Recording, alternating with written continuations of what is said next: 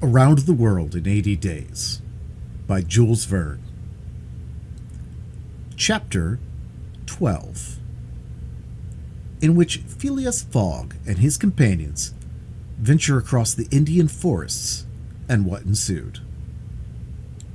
In order to shorten the journey, the guide passed to the left of the line where the railway was still in process of being built. This line, owing to the capricious turnings of the Vindhya Mountains, did not pursue a straight course. The Parsee, who was quite familiar with the roads and paths in the district, declared that they would gain 20 miles by striking directly through the forest. Phileas Fogg and Sir Francis Cromarty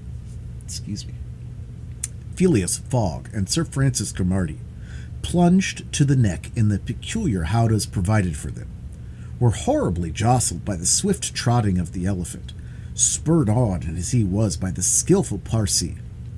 But they endured the discomfort with true British phlegm, talking little and scarcely able to catch a glimpse of each other.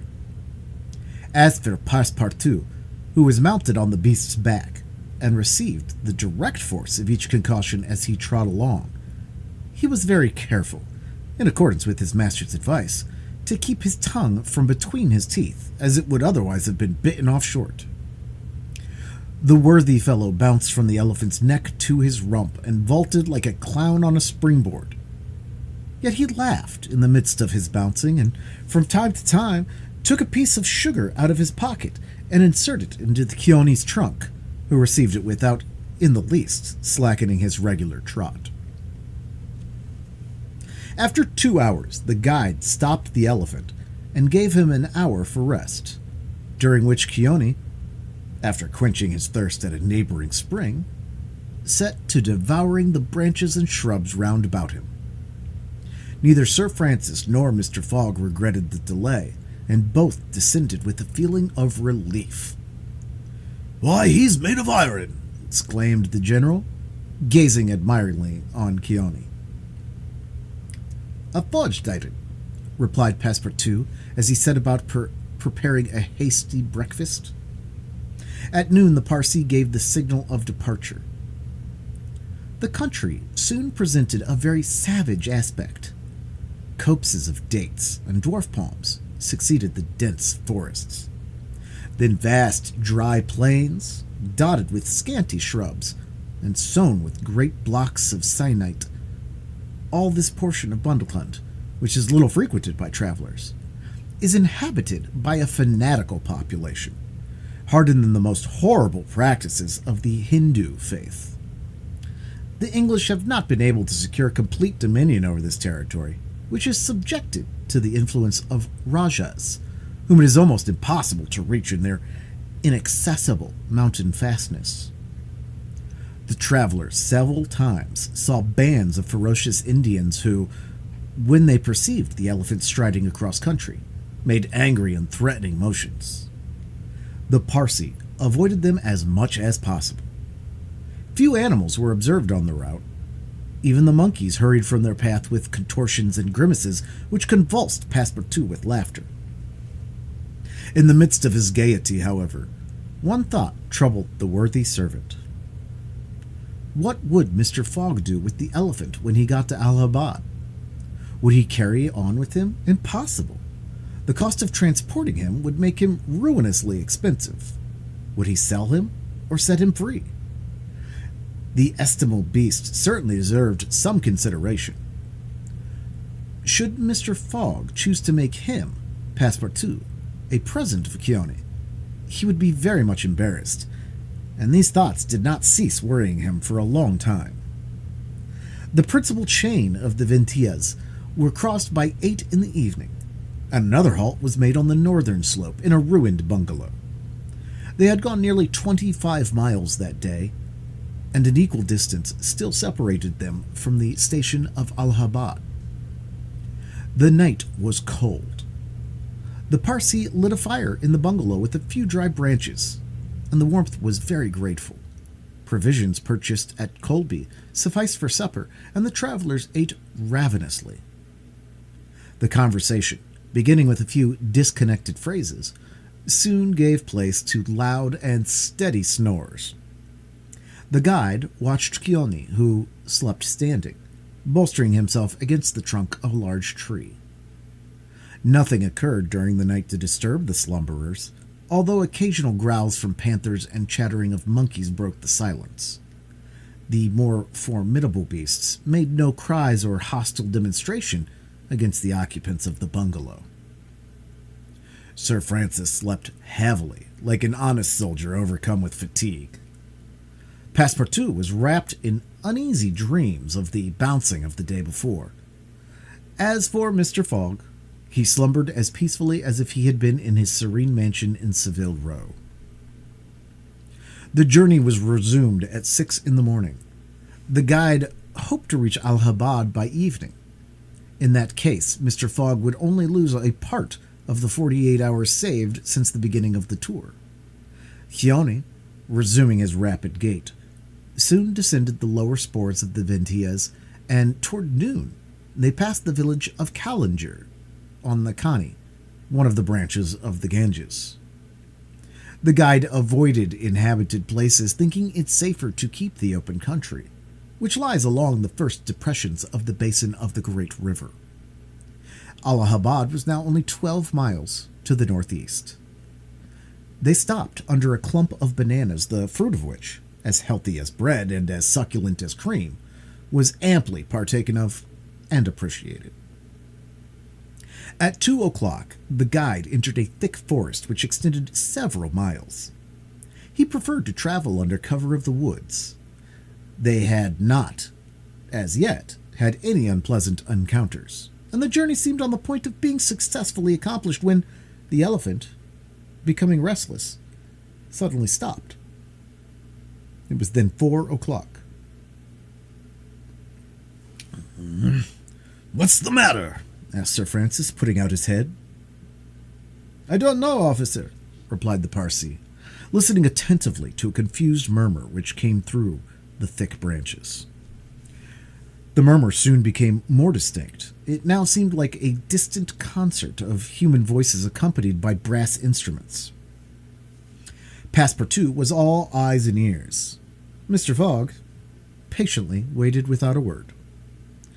The Parsee jumped to the ground, fastened the elephant to a tree, and plunged into the thicket. He soon returned, saying, "A procession of Brahmins is coming this way. We must prevent their seeing us if possible."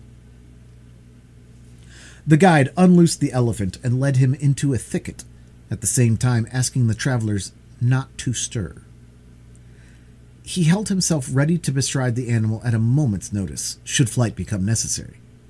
But he evidently thought that the procession of the faithful would pass without perceiving them amid the thick foliage, in which they were wholly concealed.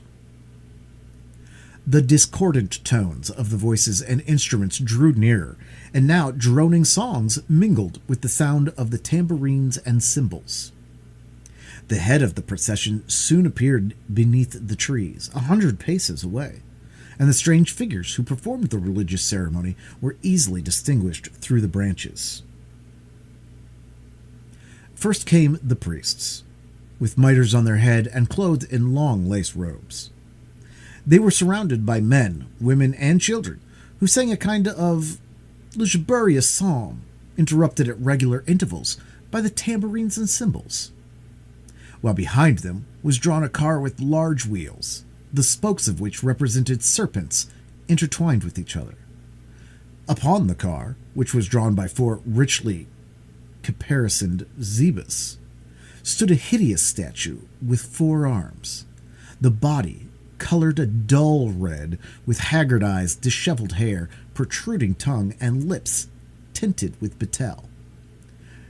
It stood upright upon the figure of a prostrate and headless giant.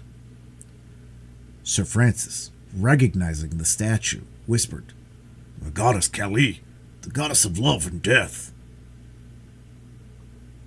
"Of death, perhaps," muttered back Passepartout. "But of love? That ugly old hag, never." The Parsee made a motion to keep silence. A group of old fakirs were capering and making a wild do around the statue. These were striped with ochre and covered with cuts whence their blood issued drop by drop. Stupid fanatics who, in the great Indian ceremonies, still throw themselves under the wheels of Juggernaut. Some Brahmins, clad in all the sumptuousness of Oriental apparel, and leading a woman who faltered at every step, followed. This woman was young, and as fair as a European. Her head and neck, shoulders, ears, arms, hands, and toes were loaded down with jewels and gems, with bracelets, earrings, and rings, while a tunic bordered with gold and covered with a light muslin robe betrayed the outline of her form. The guards who followed the young woman presented a violent contrast to her, armed as they were with naked sabers hung at their waists and long, damascened pistols, and bearing a corpse on a palanquin. It was the body of an old man, gorgeously arrayed in the habiliments of a Rajah, wearing, as in life, a turban embroidered with pearls, a robe of tissue of silk and gold, a scarf of cashmere sewed with diamonds, and the magnificent weapons of a Hindu prince. Next came the musicians and a rearguard of capering fakirs whose cries sometimes drowned the noise of the instruments. These closed the procession. Sir Francis watched the procession with a sad countenance and, turning to the guide, said, "A sooty." The Parsee nodded and put his finger to his lips. The procession slowly wound under the trees, and soon its last ranks disappeared in the depths of the wood. The songs gradually died away. Occasionally cries were heard in the distance until, at last, all was silence. Phileas Fogg had heard what Sir Francis said, and as soon as the procession has disappeared, asked, "What is a suttee?" "A sooty," returned the general, "is a human sacrifice, but a voluntary one. The woman you have just seen will be burned tomorrow at the dawn of day." "Oh, the scoundrels!" cried Passepartout, who could not repress his indignation. "And the corpse?" asked Mr. Fogg. "His honorable prince, her husband," said the guide, "an independent Rajah of Bundelkund." "Is it possible," resumed Phileas Fogg, his voice betraying not the least emotion, "that those barbarous customs still exist in India, and that the English have been unable to put a stop to them?" "These sacrifices do not occur in the larger portion of India," replied Sir Francis. "But we have no power over these savage territories, and especially here in Bundelkund. The whole district north of the Vindhyas is a theatre of incessant murders and pillage." "The poor wretch!" exclaimed Passepartout. "To be burned alive!" "Yes," returned Sir Francis, "burned alive. And if she were not, you cannot conceive what treatment she would be obliged to submit to from her relatives. They would shave off her hair, feed her on a scanty allowance of rice, treat her with contempt. She would be looked upon as an unclean creature and would die in some corner like a scurvy dog. The prospect of so frightful an existence drives these poor creatures to the sacrifice much more than love or religious fanaticism. Sometimes, however, the sacrifice is really voluntary, and it requires the active interference of the government to prevent it. Several years ago, when I was living at Bombay, a young widow asked permission of the governor to be burned along with her husband's body, but, as you may imagine, he refused. The woman left the town, took refuge with an independent Rajah, and there carried out her self-devoted purpose." While Sir Francis was speaking, the guide shook his head several times and now said, "The sacrifice would take place tomorrow at dawn is not a voluntary one." "How do you know?" "Everybody knows about this affair in Bundelkund." "But this wretched creature did not seem to be making any resistance," observed Sir Francis. "That was because they had intoxicated her with fumes of hemp and opium." "But where are they taking her?" "To the pagoda of Pilaji, 2 miles from here. She will pass the night there." "And the sacrifice will take place?" "Tomorrow, at the first light of dawn." The guide now led the elephant out of the thicket and leaped upon his back. Just at the moment that he was about to urge Keone forward with a peculiar whistle, Mr. Fogg stopped him, and, turning to Sir Francis Cromarty, said, Suppose we save this woman. Save the woman, Mr. Fogg! I have yet 12 hours to spare. I can devote them to that. Why, you are a man of heart. Sometimes, replied Phileas Fogg quietly, when I have the time. End of chapter 12. Chapter 13, in which Passepartout receives a new proof that fortune favors the brave. The project was a bold one, full of difficulty, perhaps impracticable. Mr. Fogg was going to risk life, or at least liberty, and therefore the success of his tour. But he did not hesitate, and he found in Sir Francis Cromarty an enthusiastic ally. As for Passepartout, he was ready for anything that might be proposed. His master's idea charmed him. He perceived a heart, a soul under that icy exterior. He began to love Phileas Fogg. There remained the guide. What course would he adopt? Would he not take part with the Indians? In default of his assistance, it was necessary to be assured of his neutrality. Sir Francis frankly put the question to him. Officers, replied the guide, I am a Parsee, and this woman is a Parsee. Command me as you will. Excellent, said Mr. Fogg. However, resumed the guide, it is certain, not only will she risk our lives, but horrible tortures if we are taken. That is foreseen, replied Mr. Fogg. I think we must wait till night before acting. I think so, said the guide. The worthy Indian then gave some account of the victim, who, he said, was a celebrated beauty of the Parsee race and the daughter of a wealthy Bombay merchant. She had received a thorough English education in that city, and from her manners and intelligence would be thought an European. Her name was Aouda.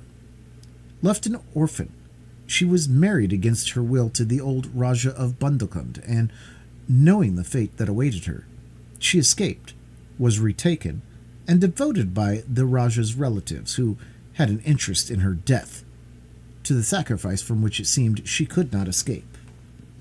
The Parsee's narrative only confirmed Mr. Fogg and his companions in their generous design. It was decided that the guide should direct the elephant towards the pagoda of Pelagie, which he accordingly approached as quickly as possible. They halted, half an hour afterwards, in a copse, some 500 feet from the pagoda, where they were well concealed, but they could hear the groans and cries of the fakirs distinctly. They then discussed the means of getting at the victim. The guide was familiar with the pagoda of Pelagie, in which, as he declared, the young woman was imprisoned. Could they enter any of its doors while the whole party of Indians was plunged in a drunken sleep, or was it safer to attempt to make a hole in the walls? This could only be determined at the moment and the place themselves, but it was certain that the abduction must be made that night, and not when, at the break of day, the victim was led to her funeral pyre. Then no human intervention could save her.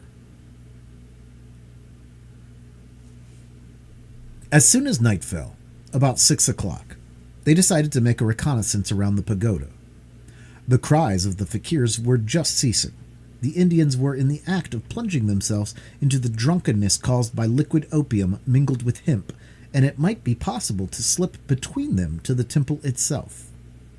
The Parsee, leading the others, noiselessly crept through the wood, and in 10 minutes they found themselves on the bank of a small stream whence, by the light of the rosin torches, they perceived a pyre of wood, on the top of which lay the embalmed body of the Rajah, which was to be burned with his wife. The pagoda, whose minarets loomed above the trees in the deepening dusk, stood 100 steps away.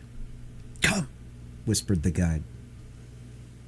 He slipped more cautiously than ever through the brush, followed by his companions. The silence around was only broken by the low murmuring of the wind among the branches. Soon, The Parsee stopped on the borders of the glade, which was lit up by the torches. The ground was covered by groups of Indians, motionless in their drunken sleep. It seemed a battlefield strewn with the dead. Men, women, and children lay together. In the background, among the trees, the pagoda of Pelagi loomed distinctly. Much to the guide's disappointment, the guards of the Raja, lighted by torches, were watching at the doors and marching to and fro with naked sabers. Probably the priests, too, were watching within. The Parsee, now convinced that it was impossible to force an entrance to the temple, advanced no farther, but led his companions back again. Phileas Fogg and Sir Francis Cromarty also saw that nothing could be attempted in that direction. They stopped and engaged in a whispered colloquy. "It is only 8 now," said the brigadier, "and these guards may also go to sleep." "It is not impossible," returned the Parsee. They lay down at the foot of a tree and waited. The time seemed long. The guide ever and anon left them to take an observation on the edge of the wood, but the guards watched steadily by the glare of the torches, and a dim light crept through the windows of the pagoda. They waited till midnight, but no change took place among the guards, and it became apparent to their yielding to sleep could not be counted upon. The other plan must be carried out. An opening in the walls of the pagoda must be made. It remained to ascertain whether the priests were watching by the side of their victim as assiduously as were the soldiers at the door. After a last consultation, the guide announced that he was ready for the attempt and advanced, followed by the others. They took a roundabout way so as to get to the pagoda on the rear.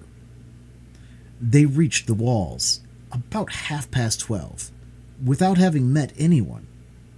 Here there was no guard, nor were there either windows or doors. The night was dark.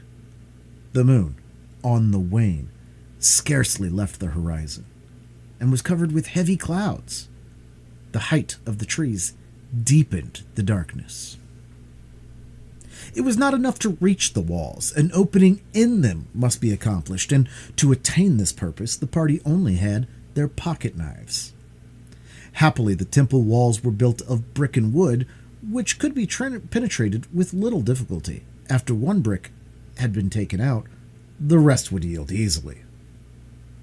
They set noiselessly to work, and the Parsee on one side and Passepartout on the other began to loosen the bricks so as to make an aperture 2 feet wide. They were getting on rapidly when suddenly a cry was heard in the interior of the temple, followed almost instantly by other cries replying from the outside. Passepartout and the guide stopped. Had they been heard? Was the alarm being given? Common prudence urged them to retire, and they did so, followed by Phileas Fogg and Sir Francis. They again hid themselves in the wood and waited till the disturbance, whatever it might be, ceased, holding themselves ready to resume their attempt without delay. But, awkwardly enough, the guards now appeared at the rear of the temple, and there installed themselves in readiness to prevent a surprise. It would be difficult to describe the disappointment of the party thus interrupted in their work. They could not now reach the victim. How then could they save her? Sir Francis shook his fists. Passepartout was beside himself, and the guide gnashed his teeth with rage. The tranquil Fogg waited, without betraying any emotion. "We have nothing to do but go away," whispered Sir Francis. "Nothing but to go away," echoed the guide. "Stop," said Fogg. "I am only due at Allahabad tomorrow before noon." "But what can you hope to do?" asked Sir Francis. "In a few hours it'll be daylight, and—" "The chance which now seems lost may present itself at the last moment." Sir Francis would have liked to read Phileas Fogg's eyes. What was this cool Englishman thinking of? Was he planning to make a rush for the young woman at the very moment of the sacrifice and boldly snatch her from her executioners? This would be utter folly, and it was hard to admit that Fogg was such a fool. Sir Francis consented, however, to remain to the end of this terrible drama. The guide led them to the rear of the glade where they were able to observe the sleeping groups. Meanwhile, Passepartout, who had perched himself in the lower branches of a tree, was resolving an idea which had first struck him like a flash, and which was now firmly lodged in his brain. He had commenced by saying to himself, "What folly!" And then he repeated, "Why not, after all? Is a chance, perhaps the only one, and with such thoughts." Thinking thus, he slipped, with the suppleness of a serpent, to the lowest branches, the ends of which bent almost to the ground. The hours passed, and the lighter shades now announced the approach of day, though it was not yet light. This was the moment. The slumbering multitude became animated. The tambourines sounded, songs and cries arose. The hour of the sacrifice had come. The doors of the pagoda swung open, and a bright light escaped from its interior, in the midst of which Mr. Fogg and Sir Francis espied the victim. She seemed, having shaken off the stupor of intoxication, to be striving to escape from her executioner. Sir Francis's heart throbbed, and, convulsively seizing Mr. Fogg's hand, found in it an open knife. Just at this moment the crowd began to move. The young woman had again fallen into a stupor, caused by the fumes of hemp, and passed along the fakirs who escorted her with their wild religious cries. Phileas Fogg and his companions, mingling in the rear ranks of the crowd, followed, and in 2 minutes they reached the banks of the stream, stopped 50 paces from the pyre, upon which still lay the Rajah's corpse. In the semi-obscurity they saw the victim, quite senseless, stretched out beside her husband's body. Then a torch was brought, and the wood, heavily soaked with oil, instantly took fire. At this moment Sir Francis and the guide seized Phileas Fogg, who, in an instant of mad generosity, was about to rush upon the pyre. But he had quickly pushed them aside, when the whole scene suddenly changed. A cry of terror arose. The whole multitude prostrated themselves, terror-stricken, on the ground. The old Rajah was not dead, since he rose of a sudden, like a spectre, took up his wife in his arms, and descended from the pyre in the midst of the clouds of smoke, which only heightened his ghostly appearance.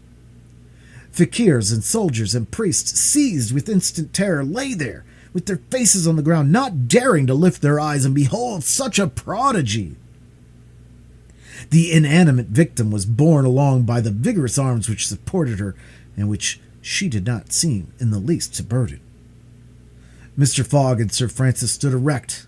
The Parsee bowed his head, and Passepartout was, no doubt, scarcely less stupefied. The resurrected Rajah approached Sir Francis, and Mr. Fogg, in an abrupt tone, said, "Let us be off." It was Passepartout himself, who had slipped upon the pyre in the midst of the smoke, and, profiting by the still overhanging darkness, had delivered the young woman from death. It was Passepartout who, playing his part with the happy audacity, had passed through the crowd amid the general terror. A moment after, all 4 of the party had disappeared in the woods, and the elephant was bearing them away at a rapid pace.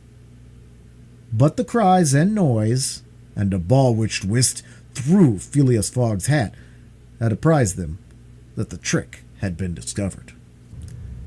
The old Rajah's body, indeed, now appeared upon the burning pyre, and the priests, recovered from their terror, perceived that an abduction had taken place.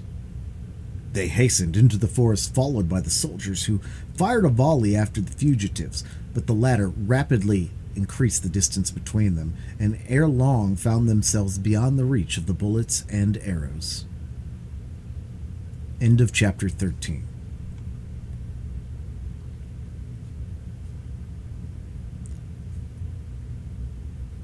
Chapter 14, in which Phileas Fogg descends the whole length of the beautiful valley of the Ganges without ever thinking of seeing it.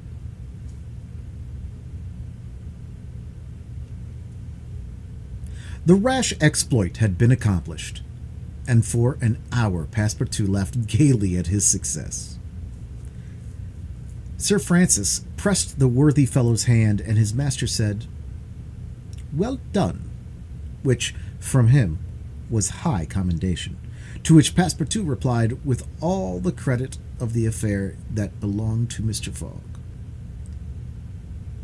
As for him, he had only been struck with a queer idea, and he laughed to think that for a few moments he, Passepartout, the ex-gymnast, ex-sergeant fireman, had been the spouse of a charming woman, a venerable, embalmed Rajah. As for the young Indian woman, she had been unconscious throughout of what was passing, and now, wrapped up in a traveling blanket, was reposing in one of the howdahs. The elephant, thanks to the skillful guidance of the Parsee, was advancing rapidly through the still darksome forest, and after an hour after leaving the pagoda, had crossed a vast plain. They made a halt at 7 o'clock, the young woman being still in a state of complete prostration. The guide made her drink a little brandy and water, but the drowsiness which stupefied her could not yet be shaken off. Sir Francis, who was familiar with the effects of the intoxication produced by the fumes of hemp, reassured his companions on her account. But he was more disturbed at the prospect of her future fate. He told Phileas Fogg that, should Aouda remain in India, she would inevitably fall again into the hands of her executioners. These fanatics were scattered throughout the county, and would, despite the English police, recover their victim at Madras, Bombay, or Calcutta. She would only be safe by quitting India forever. Phileas Fogg replied that he would reflect upon the matter. The station at Allahabad was reached about 10 o'clock, and the interrupted line of railway being resumed, would enable them to reach Calcutta in less than 24 hours. Phileas Fogg would thus be able to arrive in time to take the steamer, which left Calcutta the next day, October 25th at noon, for Hong Kong. The young woman was placed in one of the waiting rooms of the station, whilst Passepartout was charged with purchasing for her various articles of toilet, a dress, shawl, and some furs, for which his master gave him unlimited credit. Passepartout started off forthwith, and found himself in the streets of Allahabad, that is, the City of God, one of the most venerated in India, being built at the junction of the two sacred rivers, Ganges and Jumna, the waters of which attract pilgrims from every part of the peninsula. The Ganges, according to the legends of the Ramayana, rises in heaven, whence, owing to Brahma's agency, it descends to the earth. Passepartout made it a point, as he made his purchases, to take a good look at the city.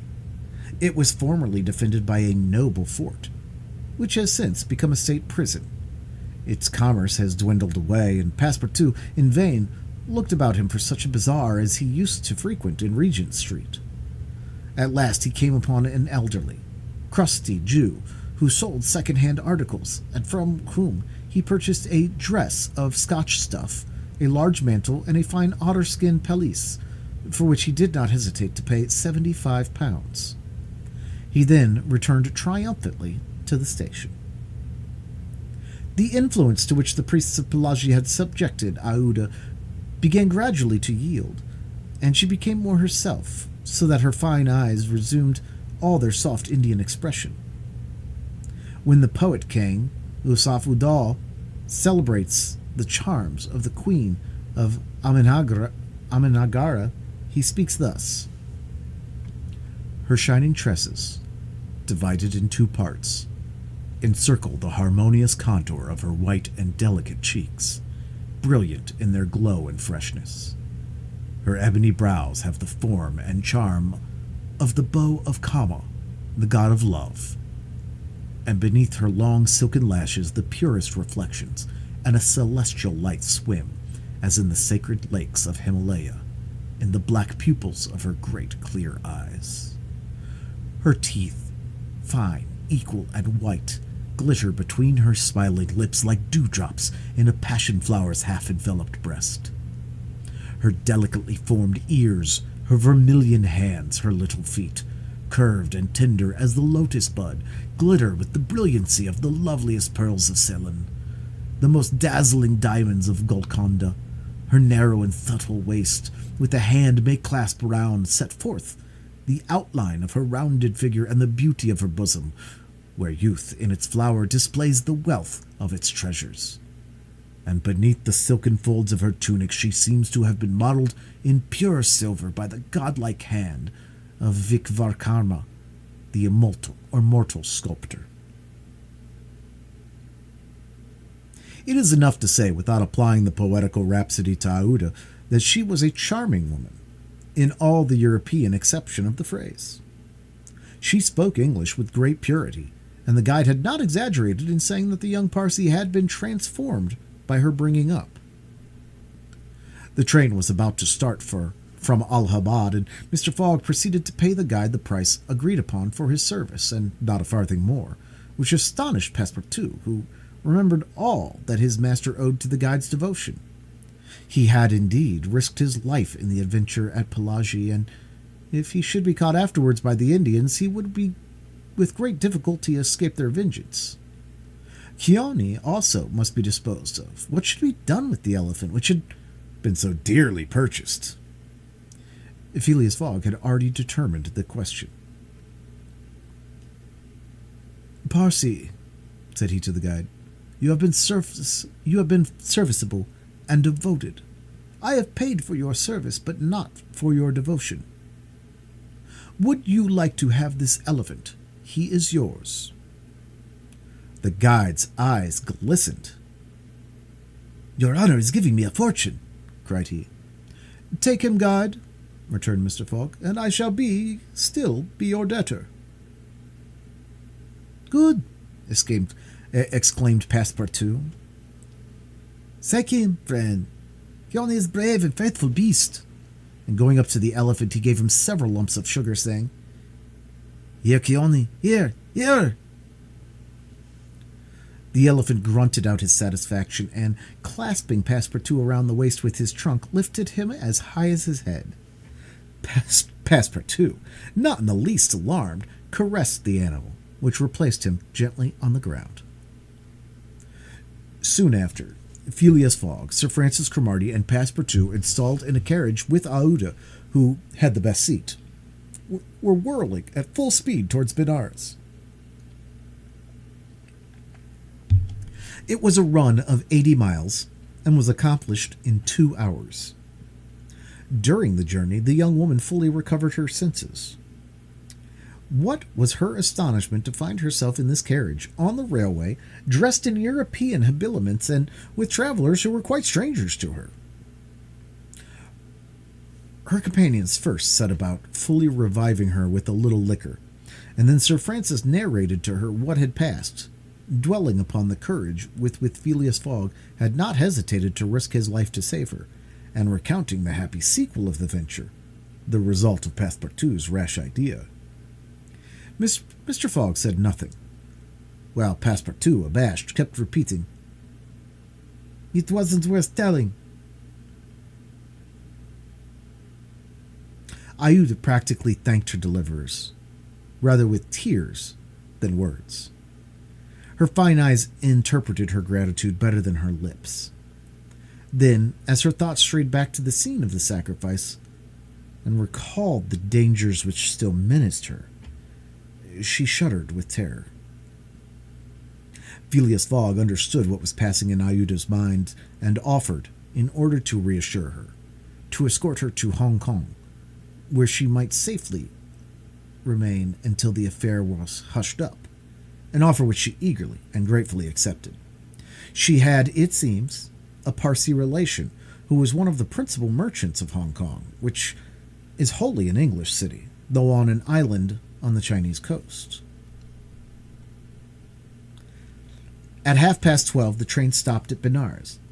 The Brahmin legends assert that this city is built on the site of the ancient Kasi, which, like Muhammad's tomb, was once suspended between heaven and earth, though the Benares of today, which the Orientalists call the Athens of India, stands quite unpoetically on the solid earth.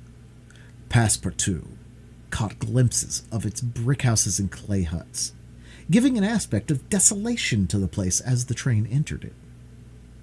Benares was Sir Francis Cromarty's destination, the troops he was rejoining being encamped some miles northward of the city. He bade adieu to Phileas Fogg, wishing him all success and expressing the hope that he would come that way again in a less original but more profitable fashion. Mr. Fogg lightly pressed him by the hand. The parting of Iuda, who did not forget what she owed to Sir Francis, betrayed more warmth, and as for Passepartout, he received a hearty shake of the hand from the gallant general. The railway, on leaving Benares, passed for a while under the valley of the Ganges, and through the windows of the carriage the travelers had glimpses of the diversified landscapes of Bihar, with its mountains clothed in verdure, its fields of barley, wheat, and corn, its jungles peopled with green alligators, its neat villages, and its still thickly leaved forests. Elephants were bathing in the waters of the sacred river, and groups of Indians, despite the advanced season and chilly air, were performing solemnly their pious ablutions. These were fervent Brahmins, the bitterest foes of Buddhism's, their deities being Vishnu, the solar god, Shiva, the divine impersonation of natural forces, and Brahma, the supreme ruler of priests and legislators. What would these divinities think of India, anglicized as it is today, with steamers whistling and scudding along the Ganges, frightening the gulls which float upon its surface, the turtles swarming along its bank, and the faithful dwelling upon its borders? The panorama passed before their eyes like a flash, save when the steam concealed it fitfully from the view. The travelers could scarcely discern the form of Chupini, 20 miles southwestward from Benares, the ancient stronghold of the Rajas of Bihar, or Ghazipur and its famous rosewater factories, or the tomb of Lord Cornwallis, rising on the left bank of the Ganges, the fortified town of Buxar, or Patna, a large manufacturing and trading place where is held the principal opium market of India, or Monkir, a more than European town, for it is as English as Manchester or Birmingham, with its iron foundries, edge tool factories, and high chimneys puffing clouds of black smoke heavenward. Night came on.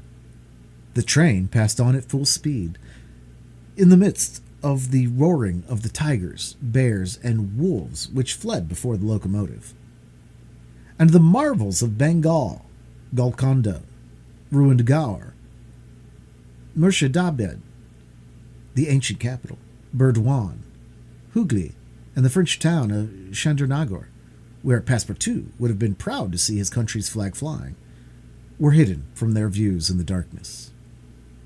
Calcutta was reached at 7 in the morning, and the packet left for Hong Kong at noon, so that Phileas Fogg had 5 hours before him. According to his journal, he was due at Calcutta on the 25th of October, and that was the exact date of his actual arrival. He was therefore neither behindhand nor ahead of time. The 2 days gained between London and Bombay had been lost, as had been seen, in the journey across India. But it is not to be supposed that Phileas Fogg regretted them. End of chapter 14.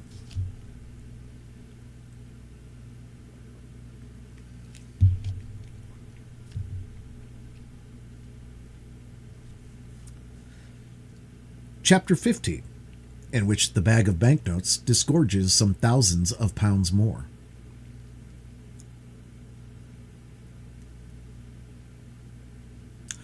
The train entered the station, and Passepartout, jumping out first, was followed by Mr. Fogg, who assisted his fair companion to descend. Phileas Fogg intended to proceed at once to the Hong Kong steamer in order to get Aouda comfortably settled for the voyage. He was unwilling to leave her while they were still on dangerous ground. Just as he was leaving the station, a policeman came up to him and said, "Mr. Phileas Fogg." "I am he." "Is this your man, your servant?" added the policeman, pointing to Passepartout. "Yes." "Be so good, both of you, as to follow me." Mr. Fogg betrayed no surprise whatever. The policeman was a representative of the law, and law is sacred to an Englishman. Passepartout tried to reason about the matter, but the policeman tapped him with his stick, and Mr. Fogg made him a signal to obey. "May this young lady go with us?" asked he. "She may," replied the policeman. Mr. Fogg, Aouda, and Passepartout were conducted to a palkigari, a sort of four-wheeled carriage drawn by two horses, in which they took their places and were driven away.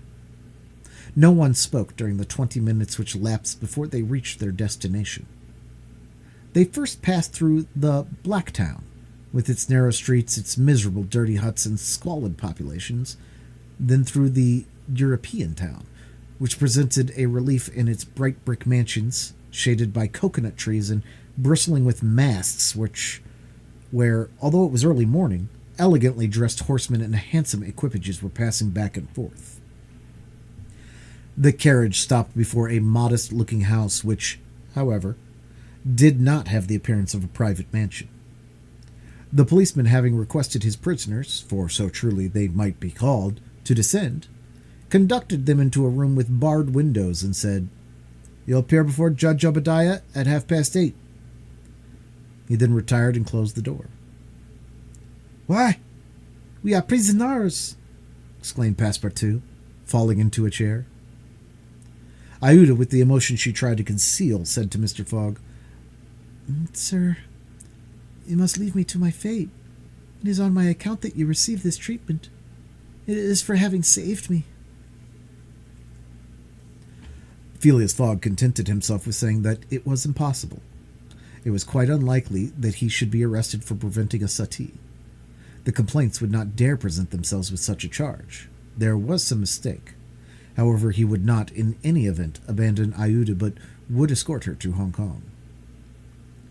"But the steamer leaves at noon," observed Passepartout nervously.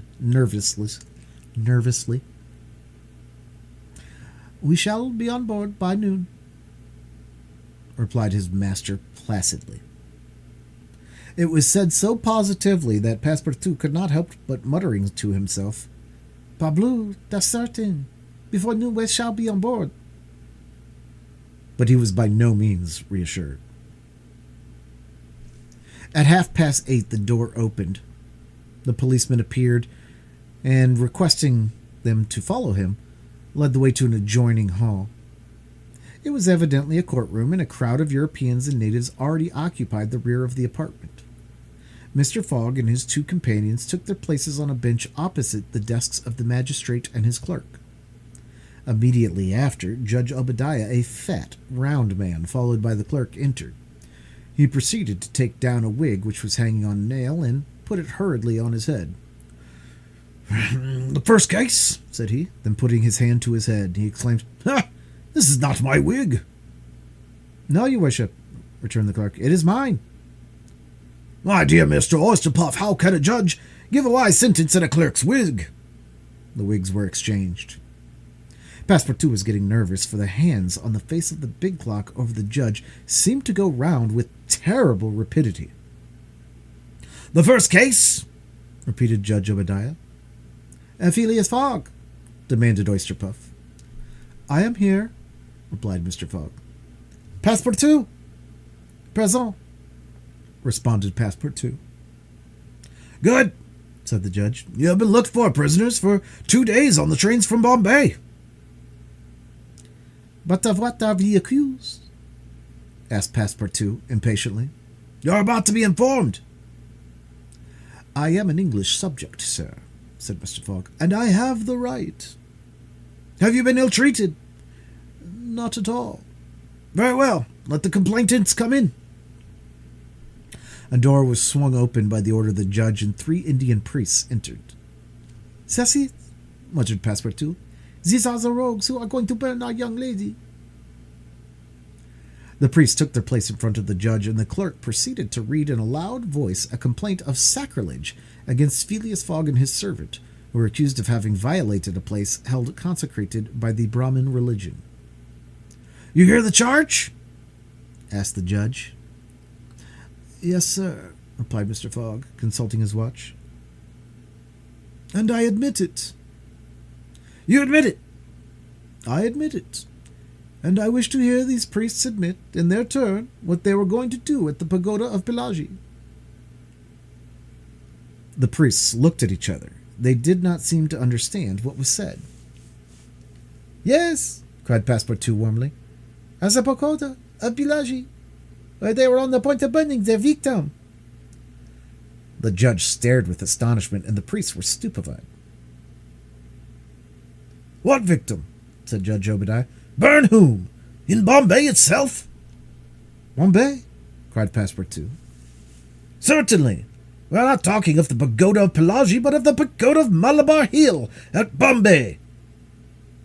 And as a proof, added the clerk, here are the desecrator's very shoes which he left behind him. Whereupon he placed a pair of shoes on his deck. My shoes! Cried Passepartout, in his surprise permitting his imprudent exclamation to escape him. The confusion of master and man, who had quite forgotten the affair at Bombay, for which they are now detained at Calcutta, may be imagined. Fix, the detective, had foreseen the advantage which Passepartout's escape gave him, and delaying his departure for 12 hours, had consulted the priests of Malabar Hill. Knowing that the English authorities dealt very severely with this kind of misdemeanor, he promised them a goodly sum in damages, and sent them forward to Calcutta by the next train. Owing to the delay caused by the rescue of the young widow, Fix and the priest reached the Indian capital before Mr. Fogg and his servant, the magistrates having been already warned by despatch to arrest them should they arrive. Fix's disappointment when he learned that Phileas Fogg had not made his appearance in Calcutta may be imagined. He made up his mind that the robber had stopped somewhere on the route and taken refuge in the southern provinces. For 24 hours, Fix watched the station with feverish anxiety. At last, he was rewarded by seeing Mr. Fogg and Passepartout arrived, accompanied by a young woman, whose presence he was wholly at a loss to explain. He hastened for a policeman, and this was how the party came to be arrested and brought before Judge Obadiah. Had Passepartout been a little less preoccupied, he would have espied the detective ensconced in the corner of the courtroom, watching the proceedings with an interest easily understood, for the warrant had failed to reach him at Calcutta as it had done at Bombay and Suez. Judge Obadiah had unfortunately caught Passepartout's rash exclamation, which the poor fellow would have given the world to recall. The facts are admitted, asked the judge. Admitted, replied Mr. Fogg, coldly. Inasmuch, resumed the judge, as the English law protects equally and sternly the religions of the Indian people, and as the man Passepartout has admitted that he violated the sacred pagoda of Malabar Hill at Bombay on the 20th of October, I condemn the said Passepartout to imprisonment for 15 days and a fine of £300. 300 pounds? Cried Passepartout, startled at the largeness of the sum. Silence! Shouted the constable. And inasmuch, continued the judge, as it is not proved that the act was not done by the connivance of the master and the servant, and as the master is in any case must be held responsible for the acts of his paid servant, I condemn Phileas Fogg to a week's imprisonment and a fine of £150. Fix rubbed his hands softly with satisfaction. If Phileas Fogg could be detained in Calcutta a week, it would be more than time for the warrant to arrive. Passepartout was stupefied. This sentence ruined his master. A wager of £20,000 lost because he, like a precious fool, had gone into the abominable pagoda. Phileas Fogg, as self-composed as if the judgment did not in the least concern him, did not even lift his eyebrows while it was being pronounced. Just as the clerk was calling the next case, he rose and said, "I offer bail." "You have that right," returned the judge. Fix's blood ran cold but he resumed his composure when he heard the judge announce that the bail required for each prisoner would be £1,000. "I will pay it at once," said Mr. Fogg, taking a roll of bank bills from the carpet bag which Passepartout had by him and placing them upon the clerk's desk. "The sum will be restored to you upon your release from prison," said the judge. "Meanwhile, you are liberated on bail." "Come," said Phileas Fogg to his servant. "But let him at least give me my shoes," cried Passepartout angrily.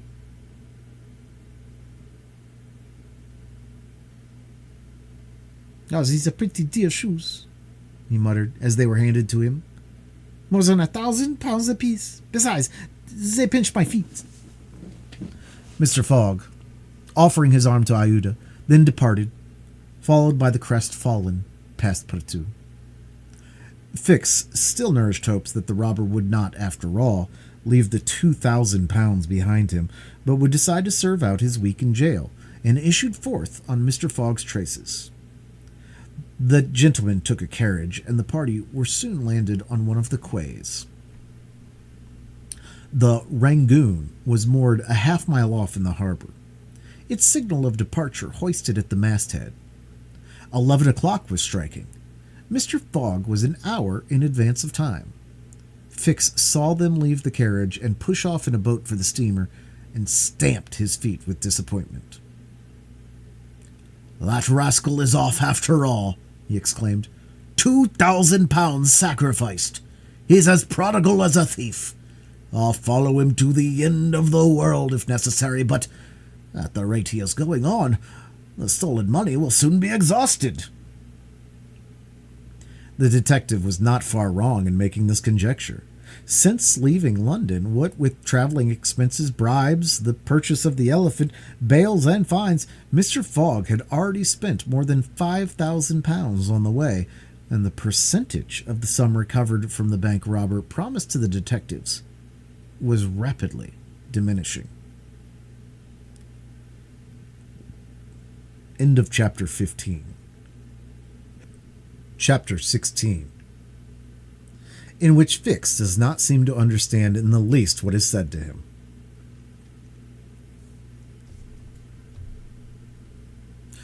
The Rangoon, one of the Peninsular and Oriental Company's boats, plying in the Chinese and Japanese seas, was a screw steamer, built of iron weighing about 1,770 tons, and with engines of 400 horsepower. She was as fast, but not as well fitted up, as the Mongolia, and Aouda was not as comfortably provided for on board of her as Phileas Fogg could have wished. Moreover, the trip from Calcutta to Hong Kong only comprised some 3,500 miles, occupying from 10 to 12 days, and the young woman was not difficult to please. During the first days of the journey, Aouda became better acquainted with her protector, and constantly gave advice of her deep gratitude for what he had done.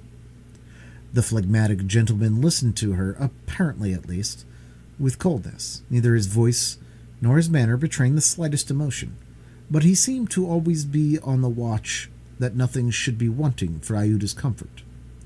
He visited her regularly each day at certain hours, not so much to talk himself as to sit and hear her talk.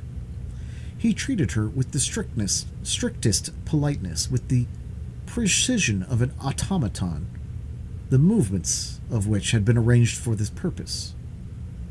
Aouda did not quite know what to make of him, though Passepartout had given her some hints of his master's eccentricity, and made her smile by telling her of the wager which was sending him round the world. After all, she owed Phileas Fogg her life, and she always regarded him through the exalting medium of her gratitude. Aouda confirmed the Parsee's Guide narrative of her touching history. She did, indeed, belong to the highest of the native races of India.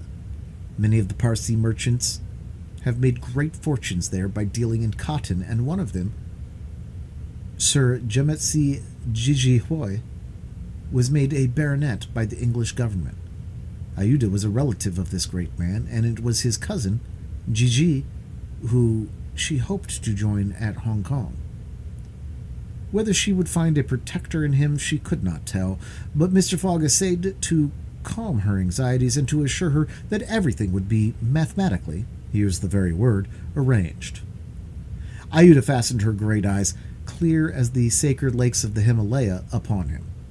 But the intractable Fogg, as reserved as ever, did not seem at all inclined to throw himself into this lake.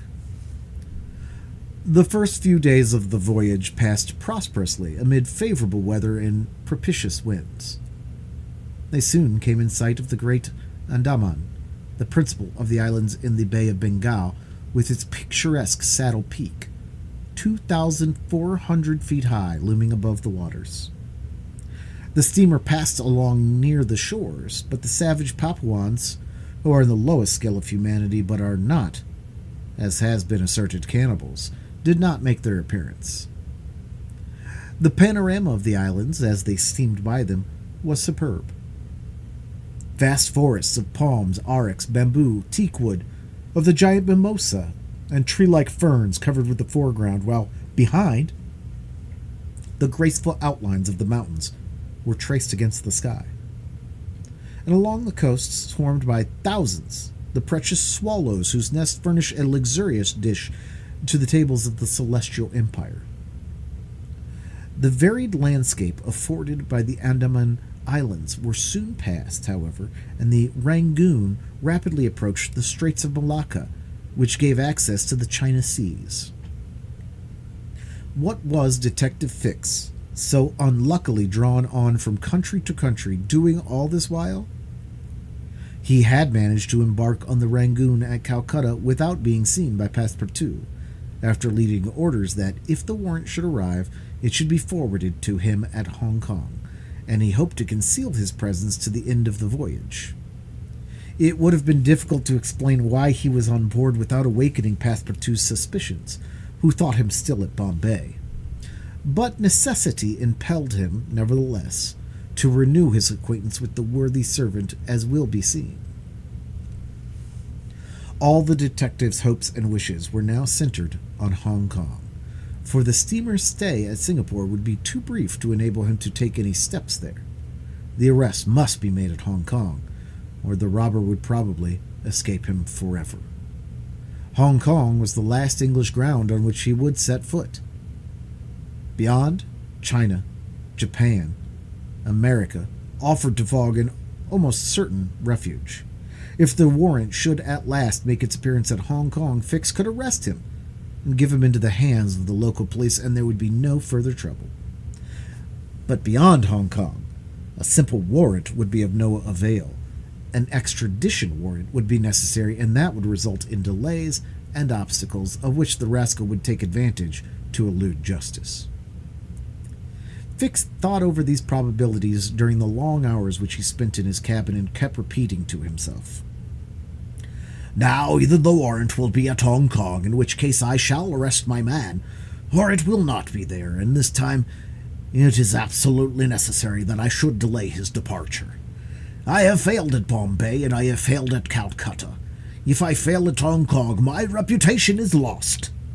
Cost what it may, I must succeed. But how shall I prevent his departure, if that should turn out to be my last resource?" Fix made up his mind that, if worst came to worst, he would make a confidant of Passepartout and tell him what kind of fellow his master really was. That Passepartout was not Fogg's accomplice, he was very certain. The servant, enlightened by his disclosure, and afraid of being himself implicated in the crime, would doubtless become an ally of the detective. But this method was a dangerous one, only to be employed when everything else had failed. A word from Passepartout to his master would ruin all. The detective was therefore in a sore strait. But suddenly a new idea struck him. The presence of Aouda on the Rangoon, in company with Phileas Fogg, gave him new material for reflection. Who was this woman? What combination of events had made her Fogg's traveling companion? They had evidently met somewhere between Bombay and Calcutta, but where? Had they met accidentally, or had Fogg gone into the interior purposely in quest of this charming damsel? Fix was fairly puzzled. He asked himself whether there had been not a wicked elopement, and this idea so impressed itself upon his mind that he were determined to make use of the supposed intrigue. Whether the young woman were married or not, he would be able to create such difficulties for Mr. Fogg at Hong Kong that he could not escape by paying any amount of money. But could he even wait till they reached Hong Kong? Fogg had an abominable way of jumping from one boat to another, and before anything could be effected, might get full underway again for Yokohama. Fix decided he must warn the English authorities and signal the Rangoon before her arrival. This was easy to do since the steamer stopped at Singapore, whence there was a telegraphic wire to Hong Kong. He finally resolved, moreover, before acting more positively, to question Passepartout. It would not be difficult to make him talk, and as there was no time to lose, Fix prepared to make himself known. It was now the 30th of October, and on the following day the Rangoon was due at Singapore. Fix emerged from his cabin and went on deck. Passepartout was promenading up and down in the forward part of the steamer. The detective rushed forward with every appearance of extreme surprise and exclaimed, "You here? On the Rangoon?" "What? Monsieur Fix? Are you on board?" returned the really astonished Passepartout, recognizing his crony of the Mongolia. "Why, I left you at Bombay, and here you are, on the way to Hong Kong. Are you going round the world too?" "No, no," replied Fix. "I shall stop at Hong Kong, at least for some days." "Huh?" said Passepartout, who seemed for an instant perplexed. "But how is it I have not seen you on board since we left Calcutta?" "Oh, a trifle of seasickness. I've been staying in my berth. The Gulf of Bengal does not agree with me as well as the Indian Ocean. And how is Mr. Fogg?" "As well and as punctual as ever. Not a day behind time. But, Monsieur Fix, you don't know that we have a lady with us." "A young lady?" replied the detective, not seeming to comprehend what was said. Passepartout thereupon recounted Ayuda's history, the affair of the Bombay Pagoda, the purchase of the elephant for £2,000, the rescue, the arrest, and sentence of the Calcutta court, and the restoration of Mr. Fogg and himself to liberty on bail. Fix, who was familiar with the last events, seemed to be equally ignorant of all that Passepartout related, and the latter was charmed to find so interested a listener. "But does your master propose to carry this young woman to Europe?" "Not at all. We are going to place her under the protection of one of her relatives, a rich merchant at Hong Kong." "Nothing to be done there," said Fix to himself, concealing his disappointment. "A glass of gin, Mr. Passepartout." "Willingly, Monsieur Fix. We must at least have a friendly glass on board the Rangoon." End of chapter 16. Chapter 17. Showing what happened on the voyage from Singapore to Hong Kong. The detective and Passepartout met often on deck after this interview, though Fix was reserved and did not attempt to induce his companion to divulge any more facts concerning Mr. Fogg. He caught a glimpse of that mysterious gentleman once or twice, but Mr. Fogg usually confined himself to the cabin, where he kept Ayuda company, or, according to his inveterate habit, took a hand at whist. Passepartout began very seriously to conjecture what strange chance kept Fix still on the route that his master was pursuing. It was really worth considering why this certainly very amiable and complacent person, whom he had first met at Suez and then encountered on board the Mongolia, who disembarked at Bombay, which he announced as his destination, and now turned up so unexpectedly on the Rangoon, was following Mr. Fogg's tracks step by step. What was Fix's object? Passepartout was ready to wager his Indian shoes, which he religiously preserved, that Fix would also leave Hong Kong at the same time with them, and probably on the same steamer. Passepartout might have cudgeled his brain for a century without hitting upon the real object which the detective had in view. He never could have imagined that Phileas Fogg was being tracked as a robber around the globe. But, as it is in human nature to attempt the solution of every mystery, Passepartout suddenly discovered an explanation of Fix's movements, which was in truth far from unreasonable. Fix, he thought, could only be an agent of Mr. Fogg's friends at the Reform Club, sent to follow him up and to ascertain that he really went around the world as had been agreed upon. "Is clear," repeated the worthy servant to himself, proud of his shrewdness. "Is a spy sent to keep us in view? That isn't quite the thing, either, to be spying Mr. Fogg, who is so honorable a man. Ah, gentlemen of the Reform, this shall cost you dear." Passepartout, enchanted with his discovery, resolved to say nothing to his master, lest he should be justly offended at this mistrust on the part of his adversaries. But he determined to chaff Fix when he had the chance with mysterious allusions which, however, need not betray his real suspicions. During the afternoon of Wednesday, 30th October, the Rangoon entered the Strait of Malacca, which separates the peninsula of that name from Sumatra. The mountainous and craggy islets intercepted the beauties of this noble island from the view of the travelers. The Rangoon weighed anchor at Singapore the next day at 4 a.m. to receive coal, having gained half a day on the prescribed time of her arrival. Phileas Fogg noted this gain in his journal, and then, accompanied by Aouda, who betrayed a desire for a walk on shore, disembarked. Fix, who suspected Mr. Fogg's every movement, followed them cautiously, without himself being perceived, while Passepartout, laughing in his sleeve at Fix's maneuvers, went about his usual errands.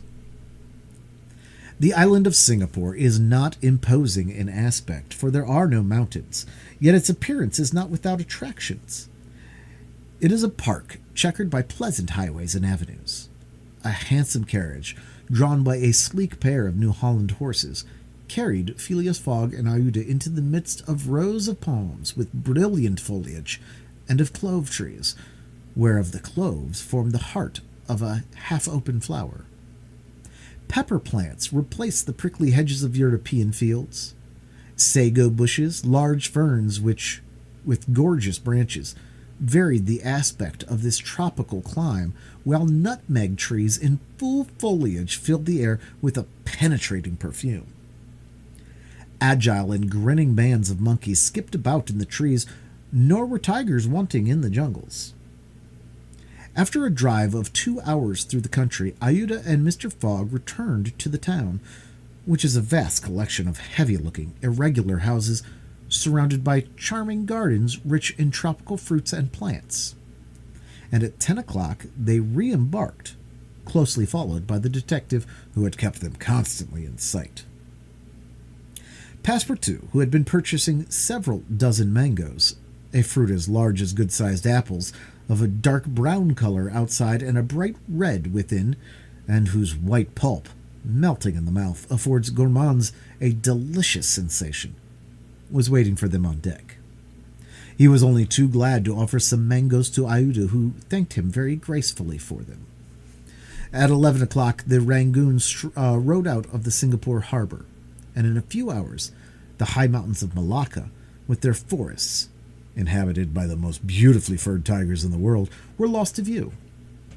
Singapore is distant some 1,300 miles from the islands of Hong Kong, which is a little English colony near the Chinese coast.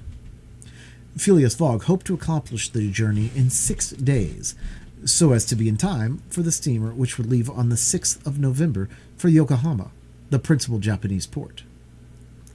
The Rangoon had a large quota of passengers, many of whom disembarked at Singapore, among them a number of Indians, Ceylonese, Chinamen, Malays, and Portuguese, the mostly second-class travelers. The weather, which had hitherto been fine, changed with the last quarter of the moon. The sea rolled heavily, and the wind at intervals rose almost to a storm, but happily blew from the southwest, and thus aided the steamer's progress. The captain, as often as possible, put up his sails, and under the double action of steam and sail, the vessel made rapid progress along the coasts of Annam and Cochin China. Owing to the defective construction of the Rangoon, however, unusual precautions became necessary in unfavorable weather. But the loss of time which resulted from this cause, while it nearly drove Passepartout out of his senses, did not seem to affect his master in the least. Passepartout blamed the captain, the engineer, and the crew, and consigned all who were connected with the ship to the land where the pepper grows. Perhaps the thought of the gas, which was remorselessly burning at his expense in Savile Row, had something to do with his hot impatience. "You're in a great hurry, then," said Fix to him one day, "to reach Hong Kong?" "A very great hurry." "Mr. Fogg, I suppose, is anxious to catch the steamer for Yokohama." "Terribly anxious." "You believe in this journey around the world, then?" "Absolutely. Don't you, Mr. Fix?" "I don't believe a word of it." "You're a sly dog," said Passepartout, winking at him. This expression rather disturbed Fix, without his knowing why. Had the Frenchman guessed his real purpose? He knew not what to think. But how could Passepartout have discovered that he was a detective? Yet, in speaking as he did, the man evidently meant more than he expressed. Passepartout went still further the next day. He could not hold his tongue. "Mr. Fix," said he in a bantering tone, "shall we be so unfortunate as to lose you when we get to Hong Kong?" "Why," responded Fix, a little embarrassed, "I don't know, perhaps—" If you'll only go on with us, an agent of the Peninsular Company, can't stop on the way. You're only going to Bombay, and here you are in China. America is not far off, and from America to Europe is only a step." Fix looked intently at his companion, whose countenance was as serene as possible, and laughed with him. But Passepartout persisted in chaffing him by asking him if he made much by his present occupation. "Yes and no," returned Fix. "There is good and bad luck in such things, but you must understand that I don't travel at my own expense." "Oh, I am quite sure of that," cried Passepartout, laughing heartily. Fix, fairly puzzled, descended to his cabin and gave himself up to his reflections. He was evidently suspected. Somehow or other, the Frenchman had found out that he was a detective. But had he told his master? What part was he playing in all this? Was he an accomplice or not? Was the game then up?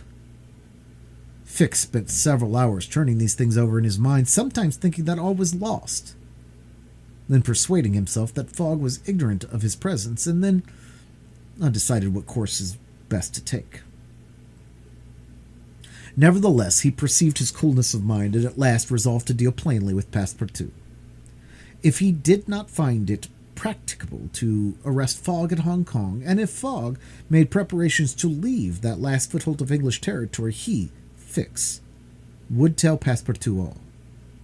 Either the servant was the accomplice of his master, and in this case the master knew of his operations, and he should fail, or else the servant knew nothing about the robbery, and then his interest would be to abandon the robber. Such was the situation between Fix and Passepartout. Meanwhile, Phileas Fogg moved about above them in the most majestic and unconscious indifference. He was passing methodically in his orbit around the world, regardless of the lesser stars which gravitated around him.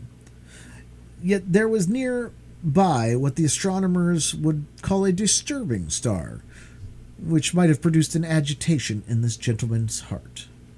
But no, The charms of Iuda failed to act, to Passepartout's great surprise, and the disturbances, if they existed, would have been more difficult to calculate than those of Uranus which led to the discovery of Neptune. It was every day an increasing wonder to Passepartout, who read in Iuda's eyes the depths of her gratitude to his master. Phileas Fogg, though brave and gallant, must be, he thought, quite heartless. As to the sentiment which this journey might have awakened in him, there was clearly no trace of such a thing, while poor Passepartout existed in perpetual reveries. One day he was leaning on the railing of the engine room and was observing the engine, when a sudden pitch of the steamer threw the screw out of the water. The steam came hissing out of the valves, and this made Passepartout indignant. "The valves are not sufficiently charged," he exclaimed. "We are not going. Oh, these English! If this was an American craft, we should blow up, perhaps, but we should at all events go faster." End of chapter 17. Chapter 18, in which Phileas Fogg, Passepartout, and Fix go each about his business. The weather was bad during the latter days of the voyage. The wind, obstinately remaining in the northwest, blew a gale and retarded the steamer. The Rangoon rolled heavily, and the passengers became impatient of the long, monstrous waves which the wind raised before their path. A sort of tempest arose on the 3rd of November, the squall knocking the vessel about with fury and the waves running high. The Rangoon reefed all her sails, and even the rigging proved too much, whistling and shaking amid the squall. The steamer was forced to proceed slowly, and the captain estimated that she would reach Hong Kong 20 hours behind time, and more if the storms lasted. Phileas Fogg gazed at the tempestuous sea, which seemed to be struggling especially to delay him with his habitual tranquillity. He never changed countenance for an instant, though a delay of 20 hours, by making him too late for the Yokohama boat, would almost inevitably cause the loss of the wager. But this man of nerve manifested neither impatience nor annoyance. It seemed as if the storm were part of his program and had been foreseen. Iuda was amazed to find him as calm as he had been from the first time she saw him. Fix did not look at the state of things in the same light. The storm greatly pleased him. His satisfaction would have been complete had the Rangoon been forced to retreat before the violence of wind and waves. Each delay filled him with hope, for it became more and more probable that Fogg would be obliged to remain some days at Hong Kong, and now the heavens themselves became his allies, with the gusts and squalls. It mattered not that they made him seasick. He made no account of this inconvenience, and whilst his body was writhing under their effects, his spirit bounded with hopeful exultation. Passepartout was enraged beyond expression by the unpropitious weather. Everything had gone so well till now. Earth and sea had seemed to be at his master's service. Steamers and railways obeyed him. Wind and steam united to speed his journey. Had the hour of adversity come? Passepartout was as much excited as if 20,000 pounds were to come from his own pocket. The storm exasperated him. The gale made him furious, and he longed to lash the obstinate sea into obedience. Poor fellow! Fix carefully concealed from him his own satisfaction, for had he betrayed it, Passepartout could scarcely have restrained himself from personal violence.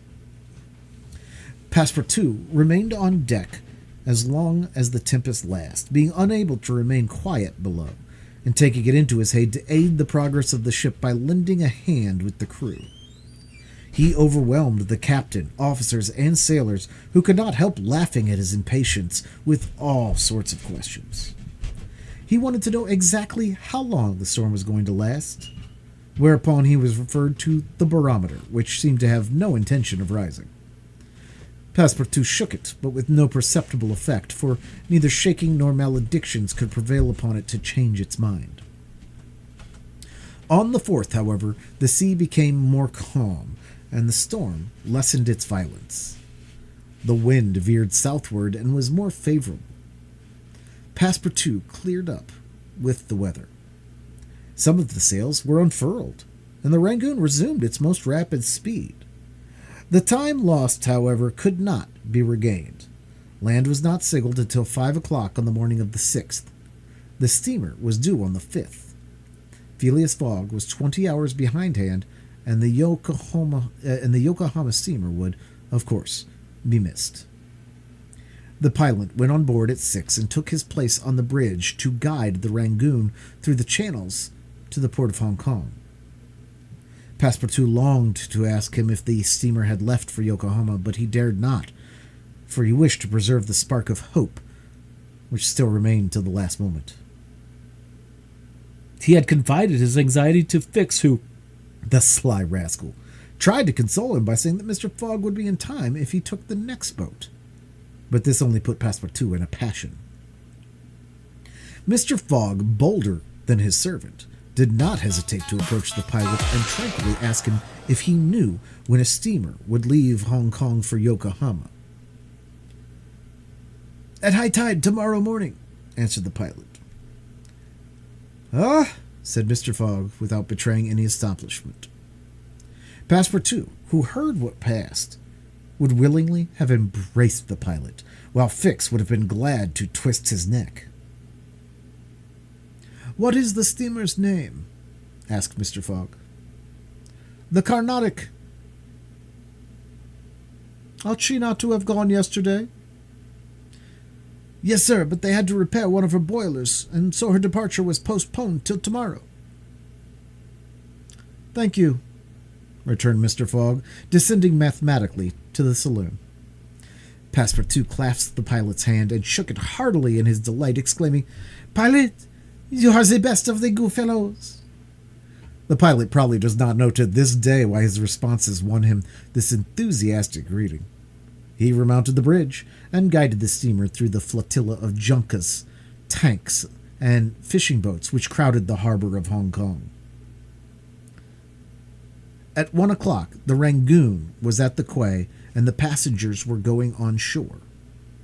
Chance had strangely favored Phileas Fogg, for had not the Carnatic been forced to lie over for repairing her boilers, she would have left on the 6th of November, and the passengers for Japan would have been obliged to await for a week the sailing of the next steamer.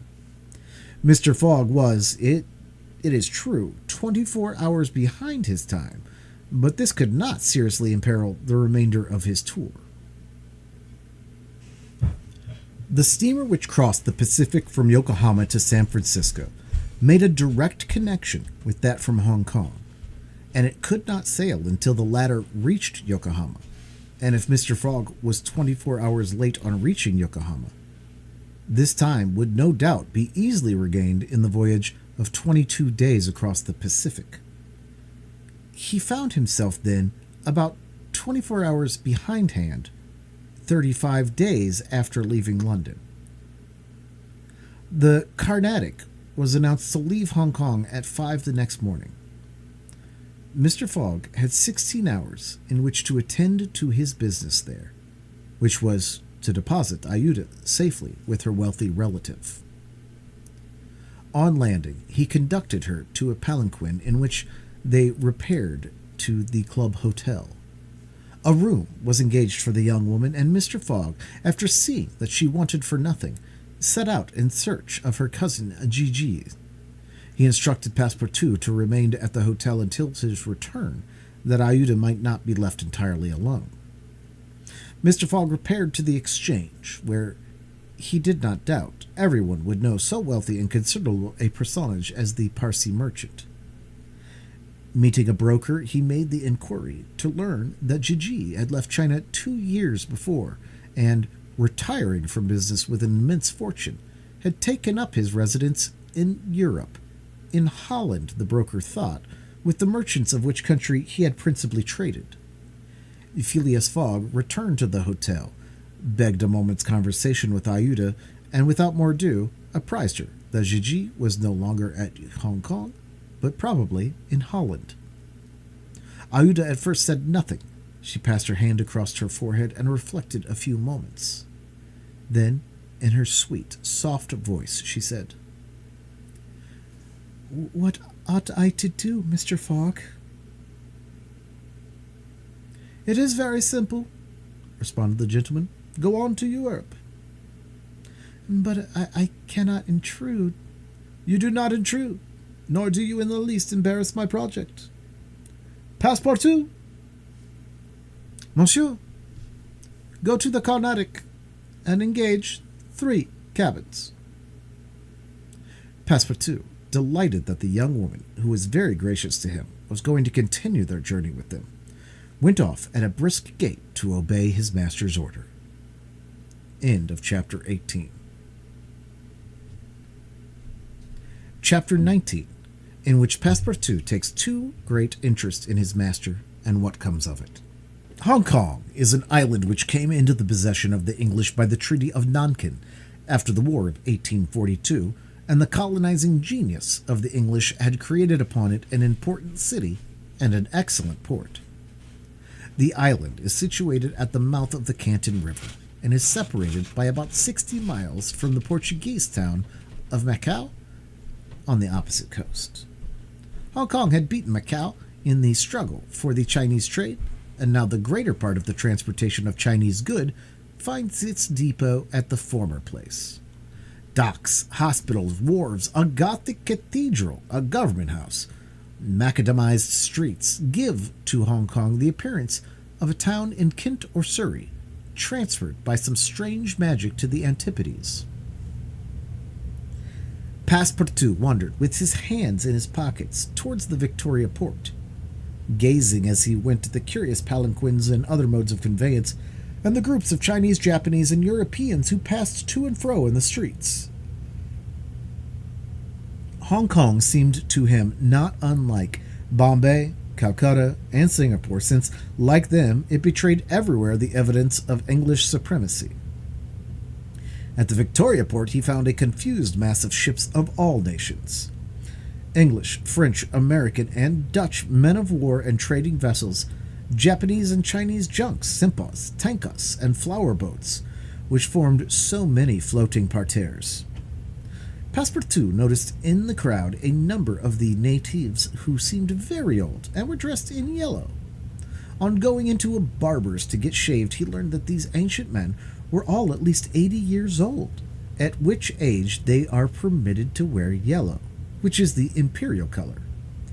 Passepartout, without exactly knowing why, thought this very funny.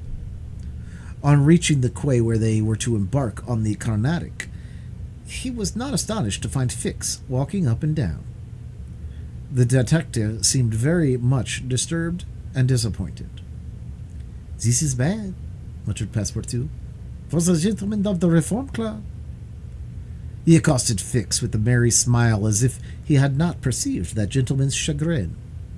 The detective had indeed good reasons to inveigh against the bad luck which pursued him. The warrant had not come. It was certainly on the way, but as certainly it could not reach now Hong Kong for several days. And this being the last English territory on Mr. Fogg's route, the robber would escape, unless he could manage to detain him. "Well, Monsieur Fix," said Passepartout, "have you decided to go with us as far as America?" "Yes," returned Fix, through his set teeth. "Good!" exclaimed Passepartout, laughing heartily. "I knew you could not persuade yourself to separate from us. Come and engage your berth." They entered the steamer office and secured cabins for 4 persons. The clerk, as he gave him the tickets, informed him that the repairs on the Carnatic having been completed, the steamer would leave that very evening and not next morning as been announced. "That will suit my master all the better," said Passepartout. "I will go and let him know." Fix now decided to make a bold move. He resolved to tell Passepartout all. It seemed to be the only means of keeping Phileas Fogg several days longer at Hong Kong. He accordingly invited his companion into a tavern which caught his eye on the quay. On entering, they found themselves in a large room handsomely decorated, at the end of which was a large camp bed furnished with cushions. Several persons lay upon this bed in a deep sleep. All the small tables which were arranged about the room, some 30 customers were drinking English beer, porter, gin, and brandy, smoking the while long red clay pipes stuffed with little balls of opium mingled with the essence of rose. From time to time, one of the smokers, overcome with the narcotic, would slip under the table, whereupon the waiters, taking him by the head and feet, carried and laid him upon the bed. The bed already supported 20 of these stupefied sots. Fix and Passepartout saw that they were in a smoking house haunted by those wretched, cadaverous, idiotic creatures to whom the English merchants sell every year the miserable drug called opium, to the amount of £1,400,000. Thousands devoted to one of the most despicable vices which afflict humanity. The Chinese government has in vain attempted to deal with the evil by stringent laws. It passed gradually from the rich, to whom it was at first exclusively reserved, to the lower classes, and then its ravages could not be arrested. Opium is smoked everywhere, at all times, by men and women in the Celestial Empire, and once accustomed to it, the victims cannot dispense with it, except by suffering horribly body contortions and agonies. A great smoker can smoke as many as 8 pipes a day, but he dies in 5 years. It was in one of the dens that Fix and Passepartout, in search of a friendly glass, found themselves. Passepartout had no money, but willingly accepted Fix's invitation in the hopes of returning the obligation at some future time. They ordered 2 bottles of port, to which the Frenchman did ample justice, whilst Fix observed him with close attention. They chatted about the journey, and Passepartout was especially merry at the idea that Fix was going to continue it with them. When the bottles were empty, however, he rose to go and tell his master of the change in time of the sailing of the Carnatic. Fix caught him by the arm and said, "Wait a moment." "What for, Mr. Fix?" "I want to have a serious talk with you." "A serious talk?" cried Passepartout, drinking up the little wine that was left in the bottom of his glass. "Well, we'll talk about it tomorrow. I haven't time right now." "Stay. What I have to say concerns your master." Passepartout at this looked attentively at his companion. Fix's face seemed to have a singular expression. He resumed his seat. "What is it that you have to say?" Fix placed his hand upon Passepartout's arm and, lowering his voice, said, "You have guessed who I am." "Pablo?" said Passepartout, smiling. "Then I'm going to tell you everything." "Now that I know everything, my friend, that's very good. But go on. First, though, let me tell you that those gentlemen have put yourselves to a useless expense." "Useless," said Fix. "You speak confidently. It's clear that you don't know how large the sum is." "Of course I do," returned Passepartout. £20,000. "55,000," answered Fix, pressing his companion's hand. "What?" cried the Frenchman. "How's Monsieur Fogg dead? £55,000. Well, there's all the more reason for not losing an instant," he continued, getting up hastily. Fix pushed Passepartout back in his chair and resumed. £55,000, and if I succeed, I get £2,000. If you'll help me, I'll let you have 500 of them. "Help you?" cried Passepartout, whose eyes were standing wide open. "Yes. Help me keep Mr. Fogg here for 2 or 3 days." "What are you saying? These gentlemen are satisfied with following my master and suspecting his honor, but they must try to put obstacles in his way. I blush for them." "What do you mean?" I mean that this is a piece of shameful trickery. They might as well waylay Mr. Fogg and put money in their pockets. That's just what we count on doing. It's a conspiracy, then, cried Passepartout, who became more and more excited as the liquor mounted in his head, for he drank without perceiving it. A real conspiracy. A gentleman, too. Bah! Fix began to be puzzled. Members of the Reform Club, continues Passepartout, you must know, Monsieur Fix, that my master is an honest man, and that when he makes a wager, he tries to win it fairly. But who do you think I am? Asked Fix, looking at him intently. Parbleu! And nation of the members of the Reform Club. It's not here to interrupt my master's journey. But though I found you out some time ago, I have taken good care to say nothing about it to Mr. Fogg. He knows nothing, then? Nothing, replied Passepartout, again emptying his glass. The detective passed his hand across his forehead, hesitating before he spoke again. What should he do? Passepartout's mistake seemed sincere, but it made his design more difficult.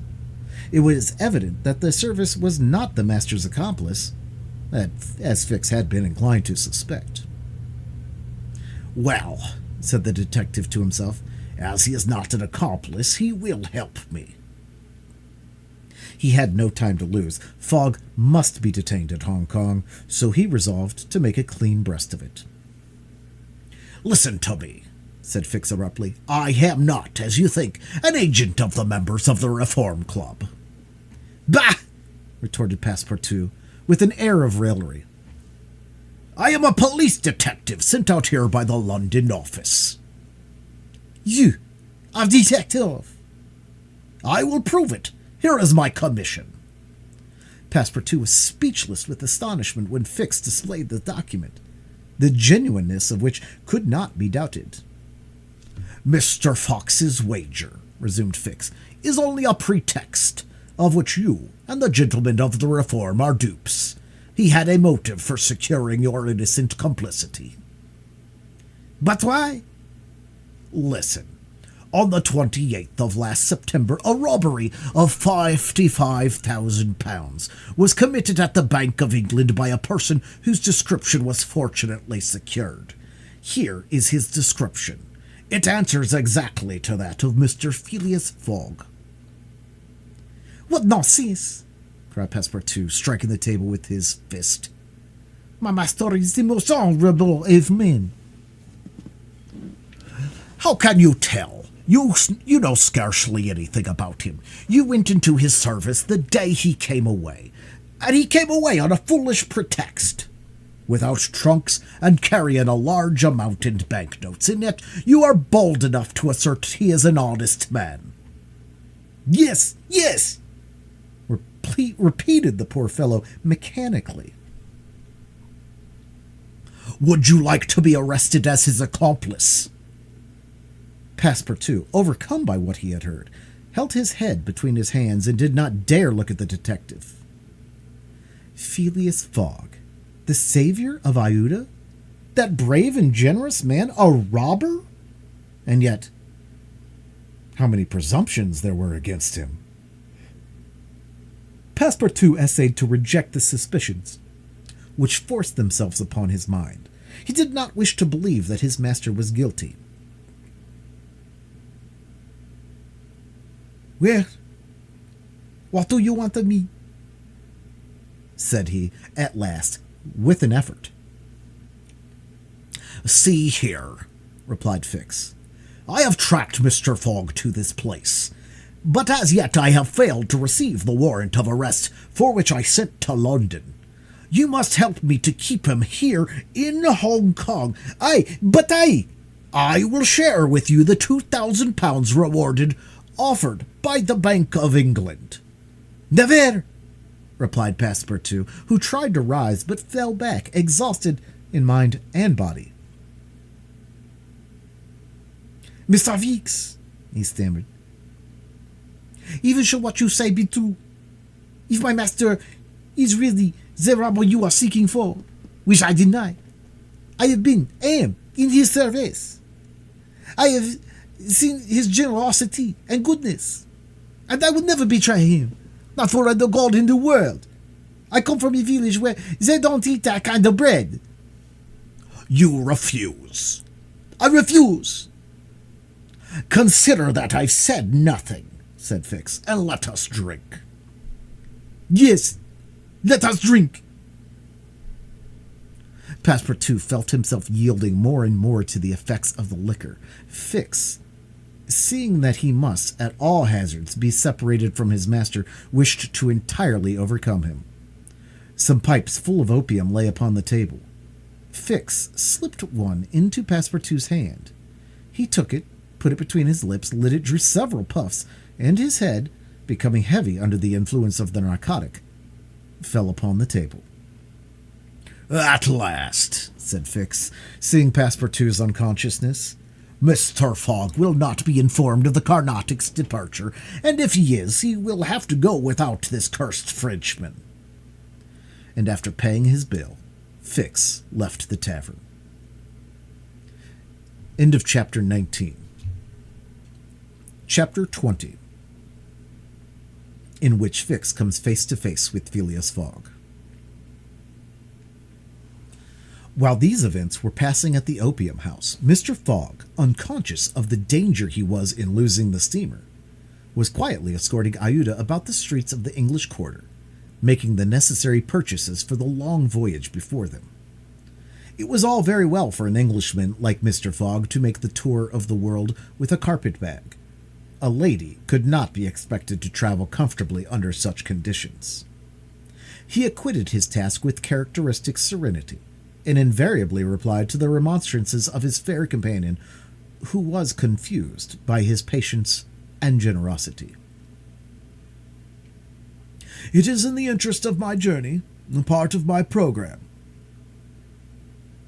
The purchases made, they returned to the hotel, where they dined at a sumptuously served table d'hôte, after which Aouda, shaking hands with her protector after the English fashion, retired to her room for rest. Mr. Fogg absorbed himself throughout the evening in the perusal of The Times and Illustrated London News. Had he been capable of being astonished at anything, it would have been not to see his servant return at bedtime. But knowing that the steamer was not to leave for Yokohama until the next morning, he did not disturb himself about the matter. When Passepartout did not appear the next morning to answer his master's bell, Mr. Fogg, not betraying the least vexation, contented himself with taking his carpet-bag, calling Aouda, and sending for a palanquin. It was then 8 o'clock. At 9:30, it being then high tide, the Carnatic would leave the harbor. Mr. Fogg and Aouda got into the palanquin, their luggage being brought after on a wheelbarrow, and half an hour later stepped upon the quay whence they were to embark. Mr. Fogg then learned that the Carnatic had sailed the evening before. He had expected to find not only the steamer, but his domestic, and was forced to give up both. But no sign of disappointment appeared on his face, and he merely remarked to Aouda, "It is an accident, madame. Nothing more." At this moment a man who had been observing him attentively approached. It was Fix, who, bowing, addressed Mr. Fogg. "Were you not, like me, sir, a passenger by the Rangoon which arrived yesterday?" "I was, sir," replied Mr. Fogg coldly, "but I have not the honor—" "Pardon me, I thought I should find your servant here." Do you know where he is, sir?" said Aouda anxiously. "What?" responded Fix, feigning surprise. "Is he not with you?" "No," said Aouda. "He has not made his appearance since yesterday. Could he have gone aboard the Carnatic without us?" "Without you, madam," answered the detective. "Excuse me, did you intend to sail in the Carnatic?" "Yes, sir." "So did I, madame, and I am excessively disappointed. The Carnatic, its repairs being completed, left Hong Kong 12 hours before the stated time, without any notice being given, and now we must wait a week for another steamer." As he said a week, Fix felt his heart leap for joy. Fogg detained at Hong Kong for a week? There would be time for the warrant to arrive, and fortune at last favored the representative of the law. His horror may be imagined when he heard Mr. Fogg say in his placid voice, "But there are other vessels besides the Carnatic, it seems to me, in the harbor of Hong Kong." And offering his arm to Ayuda, he directed his steps towards the docks in search of some craft about to start. Fix, stupefied, followed. It seemed as if he were attached to Mr. Fogg by an invisible thread. Chance, however, appeared really to have abandoned the man it had hitherto served so well. For 3 hours Phileas Fogg wandered about the docks with the determination, if necessary, to charter a vessel to carry him to Yokohama, but he could only find vessels which were loading or unloading, and which could not, therefore, set sail. Fix began to hope again, but Mr. Fogg, far from being discouraged, was continuing his search, resolved not to stop if he had to resort to Macao, when he was accosted by a sailor on one of the wharves. "Is your honor looking for a boat?" "Have you a boat ready to set sail?" "Yes, your honor, a pilot boat, number 43, best in the harbor." "Does she go fast?" "Between 8 knots the hour. Will you look at her?" "Yes." "Your honor will be satisfied with her. Is it for a sea excursion?" "No, for a voyage." "A voyage?" "Yes. Will you agree to take me to Yokohama?" The sailor leaned on the railing, opened his eyes, and said, "Is your honor joking?" "No, I have missed the Carnatic, and I must get to Yokohama by the 14th at the latest to take the boat for San Francisco." "I'm sorry," said the sailor, "but it is impossible." "I offer you £100 per day, an additional reward of £200 if I reach Yokohama in time." "Are you in earnest?" "Very much so." The pilot walked away a little distance and gazed out to sea, evidently struggling between the anxiety to gain a large sum and the fear of venturing so far. Fix was in mortal suspense. Mr. Fogg turned to Ayuda and asked her, "You would not be afraid, would you, madame?" "Not with you, Mr. Fogg," was her answer. The pilot now returned, shuffling his hat in his hands. "Well, pilot?" "Well, your honor," replied he, "I could not risk myself, my men, or my little boat of scarcely 20 tons on so long a voyage as this time of year. Besides, we could not reach Yokohama in time, for it is 660 miles from Hong Kong." "Only 1,600, said Mr. Fogg. "It's the same thing." Fix breathed more freely. "But," added the pilot, "it might be arranged another way." Fix ceased to breathe at all. "How?" asked Mr. Fogg.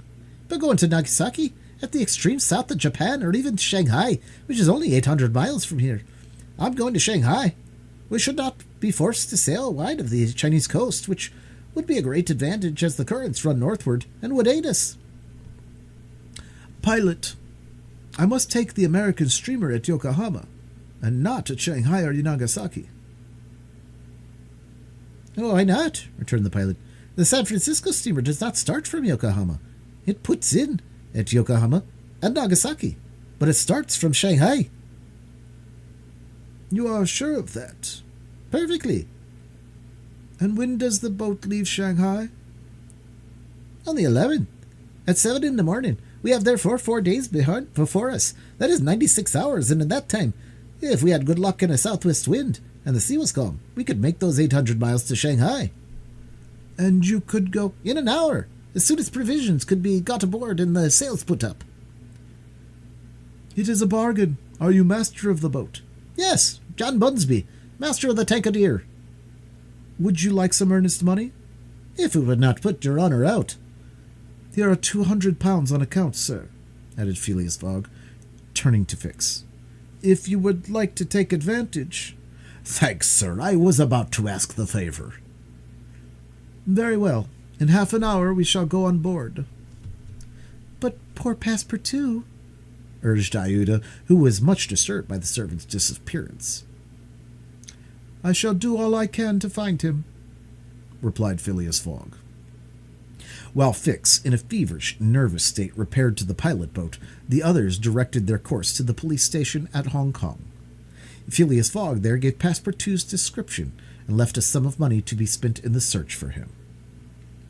The same formalities having been gone through at the French consulate, and the Pankelin having stopped at the hotel for the luggage, which had been sent back there, they returned to the wharf. It was now 3 o'clock, and pilot boat number 43, with its crew on board and its provisions stored away, was ready for departure. The Tankadere was a neat little craft of 20 tons, as gracefully built as if she were a racing yacht. Her shining copper sheathing, her galvanized ironwork, her deck, white as ivory, betrayed the pride taken by John Bunsby in making her presentable. Her two masts leaned a trifle backward. She carried brigantine, foresail, storm jib, and standing jib, as well as rigged for running before the wind, and she seemed capable of brisk speed, which, indeed, she had already proved by gaining several prizes in pilot boat races. The crew of the Tankadere were composed of John Bunsby, the master, 4 hardy mariners who were familiar with the Chinese seas. John Bunsby himself, a man of 45 or thereabouts, vigorous, sunburnt, with a sprightly expression of the eye, and energetic and self-reliant countenance, would have inspired confidence in the most timid. Phileas Fogg and Iuda went on board, where they found Fix already installed. Below deck was a square cabin, of which the walls bulged out in the form of cots above a circular divan.